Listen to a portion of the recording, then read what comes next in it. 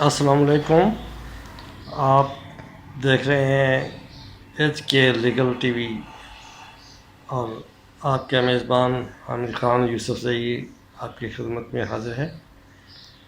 آج ہمارا ٹاپک ہے سول پروسیجر کوڈ کا سیکشن 10 اور 11، ریس سب جوڈس سیکشن 10 میں اور ریس جوڈیکیٹا سیکشن 11 میں. یہ دونوں کے کنسیپٹ ہم کلیئر کرنے کے لیے آپ سے مخاطب ہیں. ویسے بھی میں لاء کے کنسیپٹس کلیئر کرنے کی کوشش کرتا ہوں، اور یہ نہیں کہ میں کوئی آپ کو سائٹیشنز پڑھانے کے لیے بیٹھا ہوں، سائٹیشنز بتانے کے لیے بیٹھا ہوں. جب کانسیپٹ آف لاء کلیئر ہو جائے تو پھر سب مرحلے آسان ہو جاتے ہیں. اب سیکشن 10 کیا ہے سول پروسیجر کوڈ کا؟ کہ ایک دعویٰ فریقین نے ایک ہی معاملے اور ایک ہی ٹائٹل کے تحت کیا ہوا ہے. کسی دوسرے فریق نے، کسی نے بھی یہ اٹھ کے ایک اور دعویٰ اسی وجہ اور اسی مسئلہ اور اسی میٹر نے ایشو کے بارے میں اور سیم پارٹیز کے درمیان ایک اور دعویٰ دائر کر دیا کسی اور سول کوڈ میں، تو ایسا نہیں ہو سکتا. تو اس میں وہ سوٹ جو بعد میں دائر کیا گیا ہے وہ سٹے ہو جائے گا. یہ ریس سب جوڈس کا ڈاکٹرائن ہے. تو جہاں اس کے مقابلے میں اگر ریس جوڈیکیٹا دیکھا جائے تو وہ اس میں سیکنڈ سوٹ نہیں ہوتی، بلکہ ایک سوٹ ہوئی، اس کا فیصلہ ہو گیا، تو اس معاملے کے بارے میں سیم فریقین، سیم پارٹیز کے درمیان اس معاملے کو دوبارہ نہیں کورٹ میں لے جایا جا سکتا. وہ ریس جوڈیکیٹا ہے. اب یہ کہ ریس سب جوڈس پینڈنگ کیسز پر اپلائی، پینڈنگ سوٹس پر اپلائی ہوتا ہے کہ ایک دعویٰ پہلے سے پینڈنگ ہے، میں نے جس سے پہلے عرض کیا ہے، اور دوسرا دائر کر دیا جائے. جبکہ ریس جوڈیکیٹا وہ ڈیسائیڈڈ سوٹ ہے اور سیم میٹر اور سیم پارٹیز کے درمیان دوبارہ نہیں ہو سکتا. چاہے پہلے سوٹ میں جو ڈیسائیڈ ہوا ہے، ریس جوڈیکیٹا کی بات کر رہا ہوں، کہ چاہے وہ ڈائریکٹلی یا substantially between the same parties under the same title was in question اور have been decided by the competent court of jurisdiction. اس میں پارٹیز بھی سیم ہونی چاہیے اور دونوں صورتوں میں اور سیم ٹائٹل کے تحت وہ لڑ رہے ہوں. تو ریس جوڈیکیٹا کو سوٹ پریکلوژن کہا جاتا ہے کہ یہ دعوے کو بیان کرتا ہے، دعوے کو، دوسرا دعویٰ آپ پینڈنگ سوٹ کے درمیان نہیں کر سکتے. جبکہ وہ کلیم کو ہی بار کرتا ہے ریس جوڈیکیٹا. کلیم پریکلوژن ہے کہ آپ نے جو کلیم کرنا تھا یا کر دیا اور وہ ڈیسائیڈ بھی ہو گیا، تو آپ دوبارہ اس کلیم کو نہیں اٹھا سکتے عدالت میں، اس کا دعویٰ دائر نہیں ہو سکتا. یہ ریس جوڈیکیٹا ایک سوٹ کی موجودگی میں between the same parties under the same title under the same matter and issue وہ دائر کر دیتے ہیں. تو ایک جو پہلے سے دائر کیا ہوا دعویٰ وہ چلے گا، بعد میں دائر کیا ہوا سٹے ہو جائے گا. اور کمپیٹنٹ کورٹس کا ہونا ضروری ہے، دونوں کمپیٹنٹ کورٹس کا ہوں. ریس سب جوڈس میں اپیلیبل آرڈر نہیں ہے. یہ وہ سوٹ کو کچھ فیصلہ نہیں کیا جاتا ریس سب جوڈس میں، بلکہ اس کو سٹے کیا جاتا ہے. جبکہ ریس جوڈیکیٹا میں اپیلیبل ڈگری اور آرڈر ججمنٹ پاس ہوتا ہے. ریس سب جوڈس میں ایک اور بات بھی ہے کہ اس میں اگر سیکشن 10 اپلیکیبل نہ بھی ہو تو inherent powers of the court استعمال کر کے بھی اس میں سٹے کیا جا سکتا ہے. وہ کیسے کہ دعوے، اس میں لفظ سوٹ کا استعمال کیا گیا ہے، تو اس میں کوئی اپلیکیشنز جو مسلینیس آتی رہتی ہیں، انٹرلوکیٹری اپلیکیشنز، انٹرلوکلی آرڈر پاس ہوتے رہتے ہیں، تو اس صورت میں بھی نہیں کر سکتے. تو اسے انہیرنٹ پاور کے تحت کیا جاتا ہے. کورٹ کی جو 151 سی پی سی کے تحت حاصل ہیں، سیکشن 10 سوٹس پر اپلائی ہوتا ہے. جبکہ ریس جوڈیکیٹا میں کورٹ کو دونوں پاورز حاصل ہوتی ہیں، لیگل اور انہیرنٹ. تو ریس سب جوڈس کی کوئی کائنڈس نہیں ہے، کوئی اقسام نہیں ہے، کسی اور طرح سے نہیں ہوتا، جبکہ ریس جوڈیکیٹا وہ کنسٹرکٹیو صورت میں بھی پایا جاتا ہے. ایک تو ڈائریکٹ ہے کہ جس میں actually matter was brought before the court by the same parties germane to the next same title and have been decided by the competent court of jurisdiction, then it is called direct res judicata. اور constructive کیا ہے؟ Constructive یہ ہے کہ ایک معاملے کو عدالت کے سامنے دونوں فریقین پلینٹف اور ڈیفینڈنٹ لا سکتے تھے یا لایا جانا چاہیے تھا، اور to have been brought before the court اور should bring before the court. لیکن ایسا نہیں کیا. دونوں پارٹیز نے، پلینٹف اور ڈیفینڈنٹ نے، کورٹ کو بتایا ہی نہیں اس بارے میں، لیکن معاملہ اس سے جڑا ہوا تھا.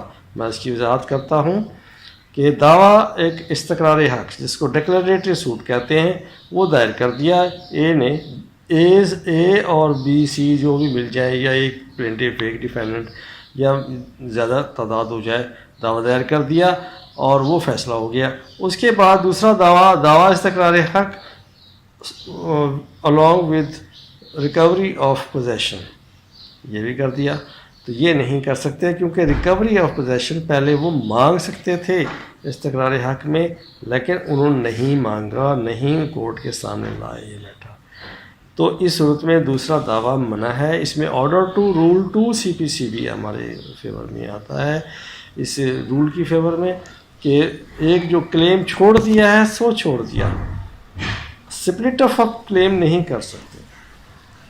تو یہ بھی کانسیپٹ لیا ہوا. اس کے بعد کیا یہ ایکسپرٹی ڈگری پر ریس جوڈیکیٹا لگتا ہے؟ جی بعض صورتوں میں لگتا ہے، بعض میں نہیں. ایک صورت میں جب ڈیفینڈنٹ کو علم ہو، اس کی سفیشینٹ سروس ہو گئی اور سمنس کی، لیکن نہیں آیا، یا آ کر غیر حاضر ہو گیا اور کیس فیصلہ ہو گیا، تو یہ اس کے خلاف ریس جوڈیکیٹا ہوگا.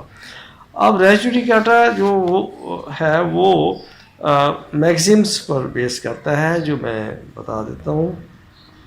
یہ ہے کہ نیمو ڈیبٹ بس وکساری پرو اونا ایٹ، سنتے جائیے گا، ایکس بس وکساری، یہ دوبارہ ریپیٹ کر رہا ہوں، نیمو ڈیبٹ بس وکساری پرو اونا ایٹ ایڈم کوزا،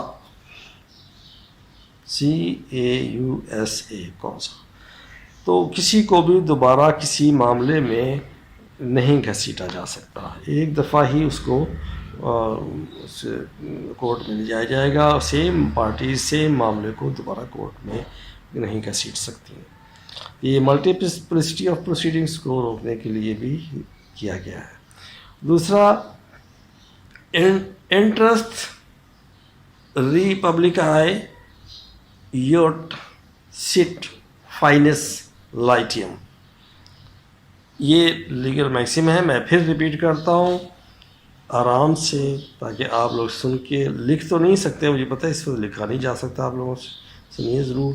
انٹرسٹ ریپبلکائے اٹ سٹ فائنس لائٹیم، تو یہ اس لیگل میکسم پر بیس کرتا ہے. یہ کسی شخص کو کوئی دوسرا شخص دوبارہ ایک ہی معاملے میں بار بار عدالت میں نہیں گھسیٹ سکتا، بار بار کورٹ میں وہ میٹر نہیں لا سکتے. اگر ہم کرمنل لاء کی طرف جائیں تو اس میں ہمیں بھی یہ پرنسپل نظر آئے گا کہ نیمو ڈیبٹ بس وکساری والا وہ جو پورا میکسم ہے وہ آ جائے گا. 403 CRPC میں وہ جا کے ملتا ہے. تو کسی معاملے کو دوبارہ عدالت میں نہیں لایا جا سکتا. ریس جوڈیکیٹا کی بہت لمبی سیکشن ہے 11 CPC کی، اور اس کے کنسیپٹ کو سمجھنا خاصا مشکل ہو جاتا ہے ہمارے لیگل فریٹرنیٹی کے لوگوں کے لیے. تو میں صرف اور صرف کانسیپٹس کلیئر کرنے کے لیے لاء کی وضاحت کرتا ہوں، اور اس میں کوئی یہ نہ سمجھے کہ میں آپ کو لیگل سائٹیشنس کیوں نہیں بتاتا. لیگل سائٹیشنس بھی بتائی جائیں گی، یہ نہیں. کانسیپٹس پہلے ہم کلیئر کر لیں، اس کے بعد ہم لیگل سائٹیشنس کی طرف بھی آئیں گے کہ اس پر لیگل ججمنٹس کیا ہیں، اس پر ہمارے ہائرارکی آف جوڈیکیچر کیا کہتی ہے. اور پھر اس میں ہم کنسیپٹ جب کلیئر کر لیں لاء کے، تو پھر ہمیں کوئی ضرورت نہیں رہتی کہ ہم کسی اور بات کی طرف جائیں. وہ صرف ہمیں سپورٹنگ ججمنٹ ہوتے ہیں، سپورٹنگ میٹر ہوتے ہیں، اور وہ ہم بآسانی لائبریری میں بیٹھ کر کتابوں سے استفادہ کر سکتے ہیں. لیکن بیسک کانسیپٹ کلیئر ہو کہ 10 اور 11 میں ڈفرنس کیا ہے اور 10 اور 11 ہے کیا. مجھے امید ہے کہ میں اس کے کلیئر کرنے میں کامیاب ہوا ہوں کہ 10 تھوڑا سا ریپیٹ کرتا ہوں. سیکشن 10 سوٹ پریکلوشن ہے کہ دوسرا سوٹ ایک کی موجودگی میں نہیں ہو سکتا، دونوں سوٹس کا پینڈنگ ہونا ضروری ہے. جبکہ ریس جوڈیکیٹا میں ایک suit between the same parties for the same matter in issue جو وہ پہلے سے ڈیسائیڈ ہو جائے تو دوبارہ نہیں کر سکتے. اس میں میں خیال کلیئر کر چکا ہوں. ایک سوٹ پریکلوژن ہے اور دوسرا کلیم پریکلوژن ہے ریس جوڈیکاٹا، کہ اس میں کلیم ہی جو ہے نا آپ دوبارہ نہیں کر سکتے کسی صورت میں، اور اس میں آپ دوسرا سوٹ نہیں کر سکتے ایک سوٹ کی موجودگی میں ریس سبجوڈیس میں. تو مجھے امید ہے کہ آپ کو یہ بات کانسیپٹ ریس سب جوڈس اور ریس جوڈیکیٹا کا کلیئر ہو گیا ہوگا. تو کمنٹس میں آپ ضرور فیڈ بیک دیجیے گا، اور اس کے علاوہ ڈسکرپشن میں میں اس کے وضاحت مزید کر دوں گا، تحریر میں مل جائے گا. اور پھر بھی اگر کوئی ایسی بات ہے جو ذہن میں آتی ہے تو آپ مجھ سے رابطہ کمنٹس میں بھی کر سکتے ہیں، میں اس کا جواب دوں گا، اور انشاءاللہ آپ کے کانسیپٹس کو ہم کلیئر کریں گے لاء کے بارے میں. تو آج ریس سب جوڈس اور ریس جوڈیکیٹا کے ٹاپک کے اس لیکچر کے ساتھ ہی میں اجازت چاہوں گا. لیکن یہ ضرور رکھیے کہ ہمیں فیڈ بیک ضرور دیجیے گا، اور اگر آپ چاہتے ہیں کہ میرے لیکچر جو ہی میں اپلوڈ کروں اور آپ کو ملتے رہے تو آپ اسے ضرور سبسکرائب کیجیے گا تاکہ آپ کو کوئی لیٹ نہ ہو اور لیکچر اپلوڈ ہوتے ہی مل جائے.